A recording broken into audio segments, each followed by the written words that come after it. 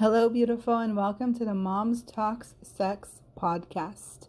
I'm your host, Maura Yelvington of Morph Transform Your Reality, where I help women step out of trauma and reclaim their power. I'm so happy to have you here for this open conversation about moms, sex, motherhood, children, relationships, marriage, and everything in between. So grab your drink of choice and let's dive in. Today we're going to talk a little bit about rejection and what it feels like when you are all in the mood but your partner isn't.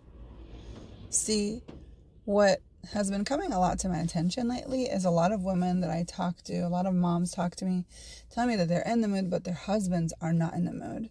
And I've been really curious about this because I'm sure, what's going on? It's always this stigma of how the woman is the one that doesn't want to be touched, that has a headache, that doesn't want to have sex. Yet it seems like men these days are more and more in that scale of not wanting to have sex. And so I was kind of diving in energetically to what's going on with the role plays changing. And what I realized was, in this recession that we're in, men are a lot more stressed out. And it's not about you. And it's not because they don't love you, they don't want to be with you. It's because they're in their head a lot more. And the stress, the anxiety, the lack of the financial situation in a lot of places is causing a toll in these homes. So if you're experiencing this too, I would love for you to write to me. And let's talk about it. Let's see what we can do. Because what I've started to do, what I've started to implement with my husband is noticing when he is more stressed. I can tell by the way he acts, even before we go into the bedroom. If he comes home from work and he seems a little more irritated, if he's a little more short-tempered, right? I can tell that something's up. A lot of the times, I don't know how it is in your house, but in our household, we come together, we have dinner, put the kids to bed, and then it's our time. And so when I notice that he comes home and the energy is shifted, the energy is different, I'm aware that there's something going on mentally. And I've noticed that when I try to have sex with him and he's rejecting it, or he's not in the mood, or he's too tired, or even he goes to bed before me and falls asleep, those are signs that something's going on and I need to look deeper. A lot of times men don't like to talk about stuff, but their bodies will set that motion. It will send that vibe, right? And so what I've started to do when I notice that this is what's going on with him, that he's not really talking about it, because a lot of times I feel like men, it's not only that they don't talk to you about it, it's because they're not internalizing it. They don't really understand what they're going through. And so they don't even know how to put words to that, almost like children. And so what I've started to play with, and I would love for you to try this at home and let me know if you've noticed a difference, is when he seems to be a little bit more stressed or a little bit more tired, more tense. When we get into bed, or even before bed, I'll be like, hey, I would love to do something for you. I see that maybe you're a little off. What can I do for you? What can I do to support you here? Maybe you would like a massage or a back rub. And that really opens the door.